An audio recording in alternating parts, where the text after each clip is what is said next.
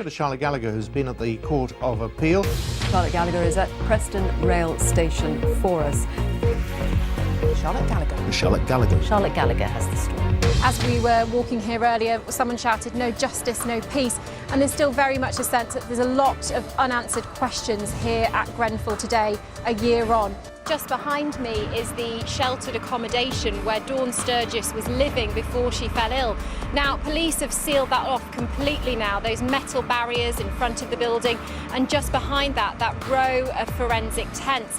We thought it was all over then, Anita, but since then we've had huge noisy protests outside Alderhay, and an air ambulance actually turned up to try and remove Alfie Evans from the hospital and take him to Rome.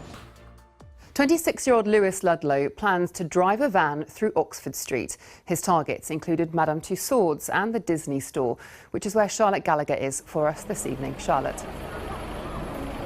This is one of the busiest streets in the UK, Victoria. Thousands and thousands of people walk up and down here every day. And it was attractions like this one that Lewis Ludlow wanted to attack. Places popular with young families, with young children, people enjoying a day out in central London. He even wanted to hire a van to inflict as much damage as possible. London's parks host concerts and festivals throughout the year, but many people living nearby who want to use the parks every day aren't in the mood to party. Finsbury Park is popular with families, dog walkers and people out for a stroll. But parts of it are frequently closed off to the community because of big events and festivals. Now campaigners have had enough and say residents and the park itself are suffering. 17-year-old Raheem Ainsworth Barton performing in a rap video, another young victim of violent crime in London.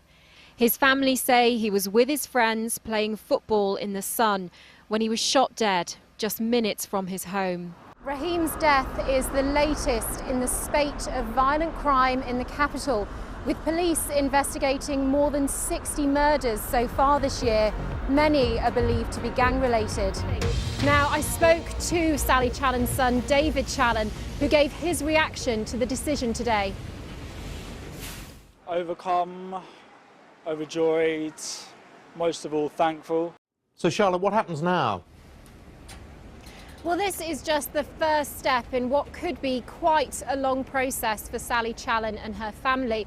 They will now go to a formal appeal, and her lawyer told me that could take anywhere between 4 to 8 months. The cold weather makes potholes like these even worse because water gets into the cracks on the road, freezes and then expands, further weakening the road surface. On the 20th of February here in Camden, 2 young men were stabbed to death within hours of each other, just streets apart. 3 teenagers have been charged with both murders. For Londoners, it's a concern. Very shocked. I wouldn't have thought that was the case. Probably about 20 years ago it was different, but now I feel a lot safer than I would normally anywhere else. Charlotte, we've had the statement there from the Secretary of State, but just give us a little more detail on the kind of disruption that passengers have had to face there. Well, I have to say, Hugh, I don't think many people here at Preston train station are going to be that reassured by what Chris Grayling had to say. They've faced weeks of misery here. They've had last-minute cancellations, long delays. They've had to get on the dreaded rail replacement buses. They've been late for work. They've been late to pick up their children and late for important appointments. So this new emergency timetable, which was implemented today, they were hoping this would help solve the crisis, that things would be back to normal. But of course, it hasn't worked out like that.